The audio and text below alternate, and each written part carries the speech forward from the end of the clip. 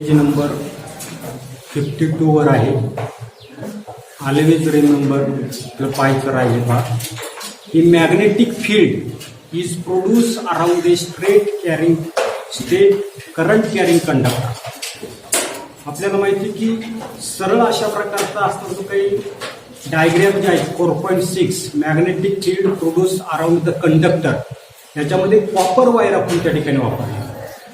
जे सरळ अशा प्रकारचा असताना काही वाहक जो आहे तर त्या वाहकाच्या भोवती काय होता नसते आपल्याला चुंबकीय क्षेत्र जे आहे तर ते चुंबकीय क्षेत्र त्या ठिकाणी तयार होता नसते. If the current is unchange this magnetic field reduce as the distance from the wire in. तो असणारा जो काही वाहक जो आहे तर त्या वाहकामधून असणारी जी काही विद्युत धारा जी आहे तर ती विद्युत धारा आपण बदलली. पहिले आपण पाहिलं की 1 अँपियर साधारणपणे 1 अँपियर किंवा 1 अँपियरपेक्षा जास्त अशा प्रकारचा असणारी काही विद्युत धारा जी आहे तर ती विद्युत धारा जर त्या ठिकाणी असणारा काही कंडक्टर जो आहे तर त्या कंडक्टरमधून जर आपण जर पाठवली तर असणारे काही चुंबकीय क्षेत्र जे आहे तर ते चुंबकीय क्षेत्र सुद्धा काय होता नसते रिड्यूस होता नसते, कमी जास्त त्या ठिकाणी होता नसते. And therefore, concentric circles representing the magnetic lines of force are shown bigger and rarefied as the distance from the wire increases. आकृती 4.6 जर आपण जर पाहिली तर त्याच्यामध्ये असताना जे काही समकेंद्रीय अशा प्रकारची असणारी काही वर्तुळ जी आहेत तर ती वर्तुळ बाहेर जाताना काय होताना दिसतात, बिगर त्या ठिकाणी होताना दिसतात, मोठी त्या ठिकाणी होताना दिसतात. त्याच्यानंतर ते कसे होताना दिसतात, रेरिफाईड म्हणजे विरल त्या ठिकाणी होताना दिसतात. आणि आपल्या लक्षात येत नसते की जसं अंतर त्या ठिकाणी सेंटर पासून किंवा त्या वायर पासून वाढेल तशी ती असणारी काही कॉन्सन्ट्रिक सर्कल जे आहेत तर ते बिगर होताना दिसतात, मोठी होताना दिसतात. त्याचबरोबर आपल्या असं लक्षात येताना दिसतं की त्या ठिकाणी ती विरल होताना दिसतात. If the current through the wire is increase the intensity of the magnetic field increase. ते असणारी काही कॉपरची तार जी आहे तर त्याच्यामधून जाणारी जी काही विद्युत धारा जी आहे तर ती विद्युत धारा जर आपण त्या ठिकाणी जर वाढवली तर आपल्या असं लक्षात येताना दिसतंय की चुंबकीय क्षेत्र जे आहे तर ते चुंबकीय क्षेत्र सुद्धा त्या ठिकाणी वाढताना दिसतं. त्याच्यानंतर पुढे आपल्याला पाहिजे आहे राईट हँड थम्स रूल. परीक्षेला बऱ्याच वेळा त्या ठिकाणी तू विचारलेला आहे, डायग्राम सह त्या ठिकाणी विचारलेला आहे. आता साधा आहे. This is convenient rule for finding out the direction of the magnetic field produced by a current flowing through an electrical conductor. विद्युत वाहक जो आहे तर त्या विद्युत वाहकामधून जर आपण विद्युत धारा जर त्या ठिकाणी जर पास जर केली पाठवली तर तयार होणारा जे काही चुंबकीय क्षेत्र जे आहे तर त्या चुंबकीय क्षेत्राची दिशा त्या ठिकाणी कोणती असेल हे आपल्याला शोधायचंय. आणि ते शोधण्यासाठी राईट हँड थम्स रूल जो आहे तर तो राईट हँड थम्स रूलचा त्या ठिकाणी वापर जो आहे तर तो वापर त्या ठिकाणी केला. उदाहरणार्थ पहा, इमॅजिन म्हटले. आता माझ्याकडे फक्त लक्ष द्या तुम्ही की imagine that you held the conductor in your right hand. उदाहरणार्थ हा जो काही पेन जो आहे तर तो पेन म्हणजे काय असणार आहे, कंडक्टर असणार. आणि हा जो काही असणार तो काही पेन जो आहे तर तो पेन काय केलं मी उजवा हात जो आहे तर त्या उजव्या हातामध्ये काय केलेलं आहे, हेल्ड केलेलं आहे, धरून ठेवलेला आहे. पण कसा धरून ठेवलेला आहे, in such a way that your thumbs points in the direction of the current. माझ्या हाताचा असणारा जो काही अंगठा जो आहे तर तो अंगठा काय करता दिसतोय की हा जो काही असणारा जो काही कंडक्टर जो आहे तर त्या कंडक्टर मधून जाणारी जी काही विद्युत धारा जी आहे तर त्या विद्युत धारेच्या दिशेला त्या ठिकाणी आहे. आणि पुढे आपल्याला सांगितलंय then turn your fingers around. उरलेली जी काही बोटं जी आहे तर ती बोटं काय केलेली, हा जो काही कंडक्टर जो आहे तर त्या कंडक्टर होती त्या ठिकाणी काय केलेली, लपेटलेली. त्या ठिकाणी काय सांगितलेले, then turns your fingers around the conductor. उरलेली बोटं जी आहे तर ती मी वाहकाभोवती काय केलेली, लपेटून घेतली. Then the fingers is the direction of the magnetic. आणि ही जी काही बोटं जी आहे तर ती बोटं काय दाखवतात आपल्याला, चुंबकीय क्षेत्र जे आहे तर त्या चुंबकीय क्षेत्राची दिशा दाखवताना दिसतात. तर असणारा काही थंब जो आहे तर तो थंब काय दाखवतोय, डिरेक्शन ऑफ द करंट. आणि तेच आपण आकृतीमध्ये दाखवतो की हा जो काय असणारा जो काही थंब जो आहे तो अशा वाहकाच्या दिशेने जो थंब काय दाखवतोय, इलेक्ट्रिक करंटची दिशा दाखवतो वरच्यावर. आणि उरलेली जी काही बोटं जी आहेत तिची काही बोटं जी आहे तर ती बोटं काय करतात असतात, मॅग्नेटिक फील्ड जी आहे तर त्या मॅग्नेटिक फील्डची दिशा जी आहे तर ती दिशा त्या ठिकाणी दाखवतात. अशा पद्धतीने आपल्याला राईट हँड थम्स रूल जो आहे तर तो राईट हँड थम्स रूल त्या ठिकाणी तो सांगता आला पाहिजे. आकृती सुद्धा त्या ठिकाणी काढता आली पाहिजे.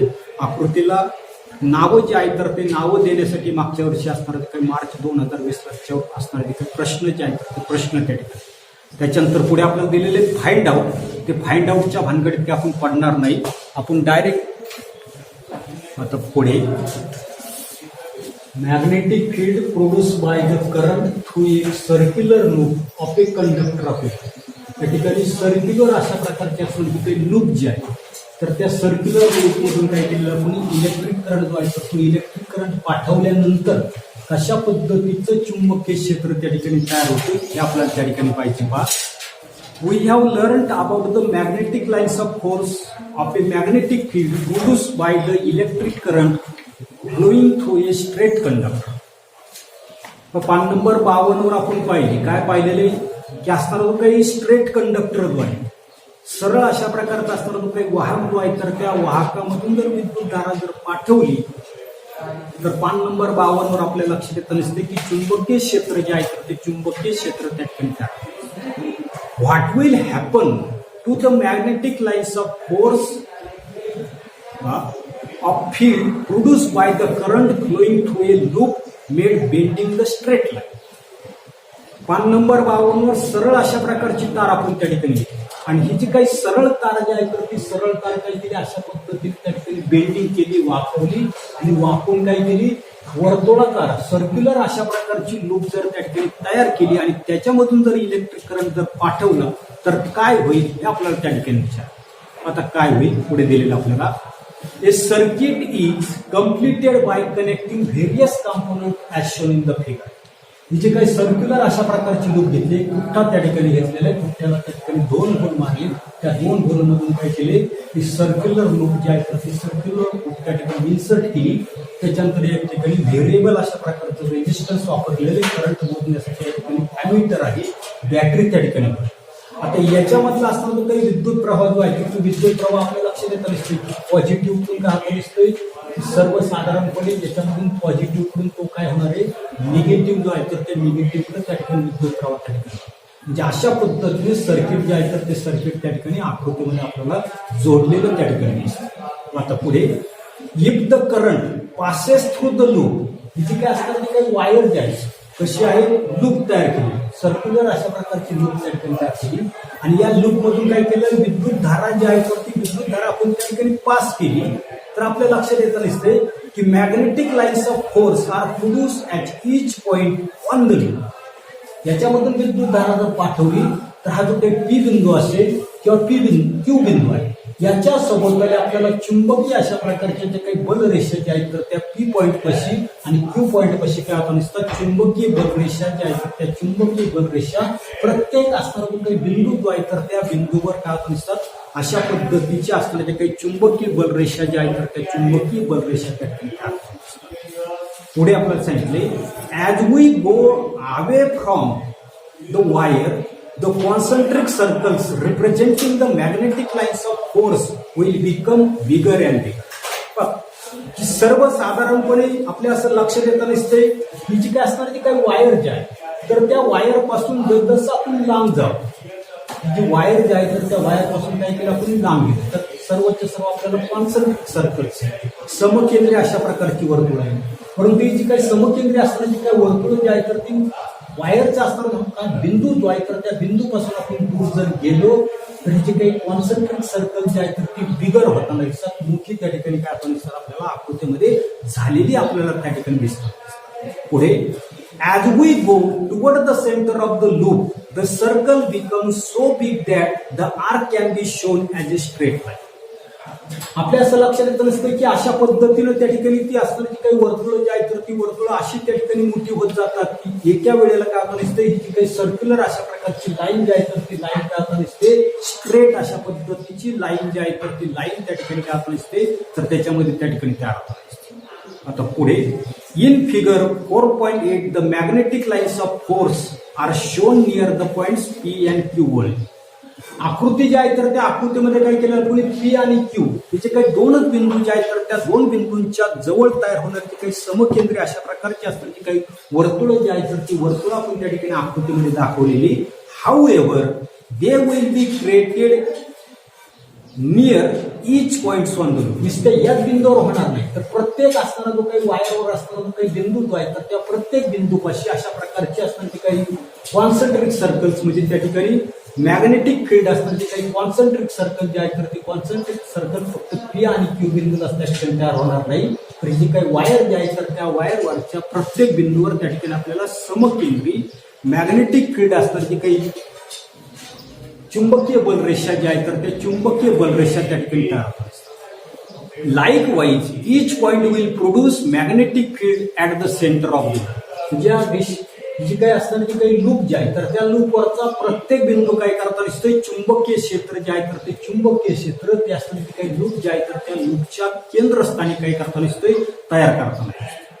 Bye making use of the right hand thumb rule. आता उजव्या हाताचा नियम आपण त्या ठिकाणी पाहिलेला आहे.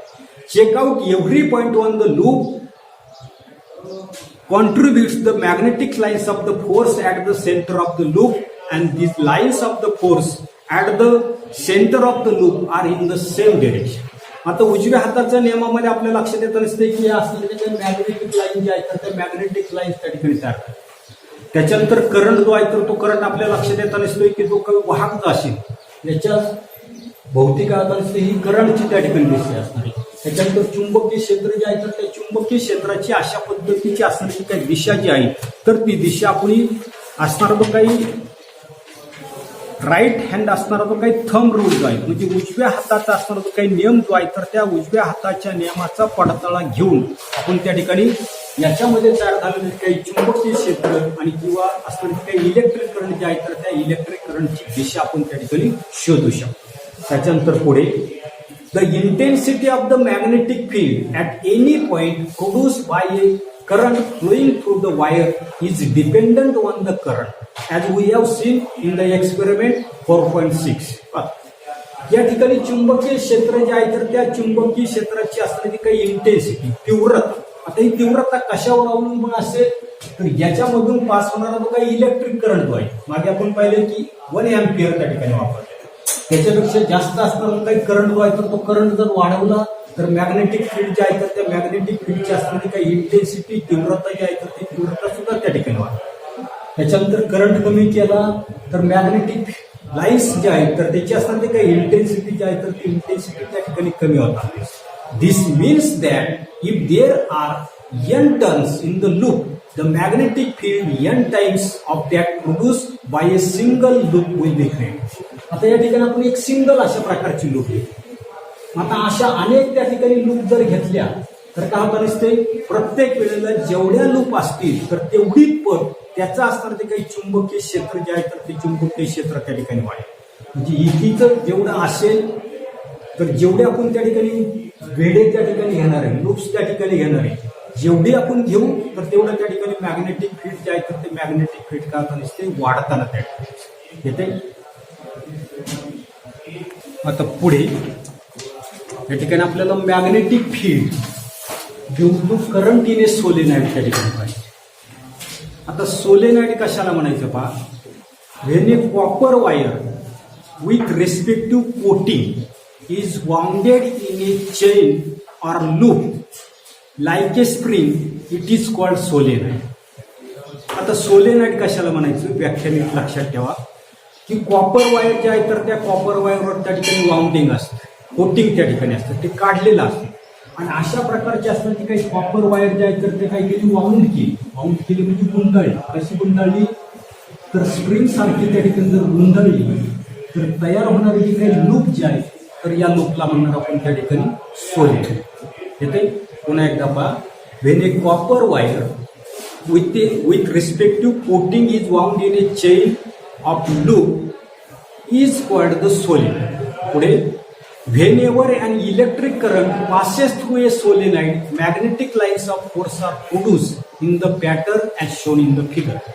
म्हणजे काही सोलेनॉइड जे आहे तर त्या सोलेनॉइड मधून काय केलं आपण असणारा जो काही इलेक्ट्रिक करंट जो आहे तर तो इलेक्ट्रिक करंट जर पाठवला तर आपल्या लक्षात येत नसते अशा प्रकारचे असणारे काही मॅग्नेटिक लाईन्स ऑफ फोर्स जे आहेत तर त्या मॅग्नेटिक लाईन्स ऑफ फोर्स वरच्या बाजूला आणि खालच्या बाजूला काय होताना दिसतात तर त्या ठिकाणी तयार होताना दिसतात.